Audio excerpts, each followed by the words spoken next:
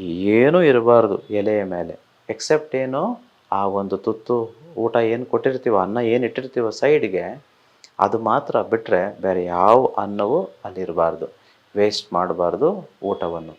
ಆಮೇಲೆ ಎಷ್ಟೋ ಜನ ಊಟ ಮಾಡಬೇಕಂತಂದ್ರೆ ಟಿ ವಿ ನೋಡಿಕೊಂಡು, ಮೊಬೈಲ್ ನೋಡಿಕೊಂಡು, ಇಲ್ಲ ಇನ್ನೊಬ್ಬರ ಜೊತೆ ಮಾತಾಡಿಕೊಂಡು ಮಾಡ್ತಿರ್ತಾರೆ. ಹೀಗೆ ಮಾಡಿದ್ರೂ ಕರ್ಮಗಳು ಬರುತ್ತೆ. ಸೊ ಯಾವ ಒಂದು ಡಿಸ್ಟರ್ಬೆನ್ಸು ಇರಬಾರ್ದು. ಯಾಕಂದರೆ ಅನ್ನವು ಪರಬ್ರಹ್ಮನ ಸ್ವರೂಪ ಅಂತ ಹೇಳ್ತಾರೆ.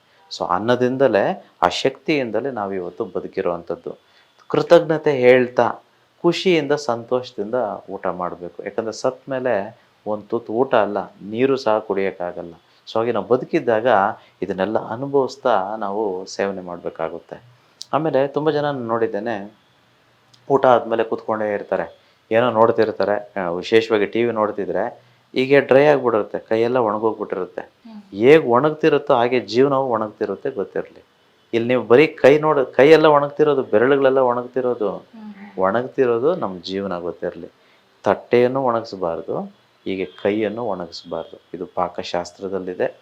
ಸೊ ಹಣ, ಆಸ್ತಿ, ಐಶ್ವರ್ಯಗಳು ನಮಗೆ ವೃದ್ಧಿಯಾಗಬೇಕು, ಬರಬೇಕು ಅಂತಂದರೆ ಇವೆಲ್ಲ ನಿಯಮಗಳು, ಅನೇಕ ನಿಯಮಗಳಿದ್ದಾವೆ. ನಾನು ಒಂದು ತಂತ್ರವನ್ನು ನಾನು ನಿಮ್ಮ ಹತ್ರ ಹಂಚ್ಕೊಳ್ತಿದ್ದೀನಿ ಅಷ್ಟೇ. ದಯವಿಟ್ಟು ಇದನ್ನೆಲ್ಲ ಪಾಲನೆ ಮಾಡಿ.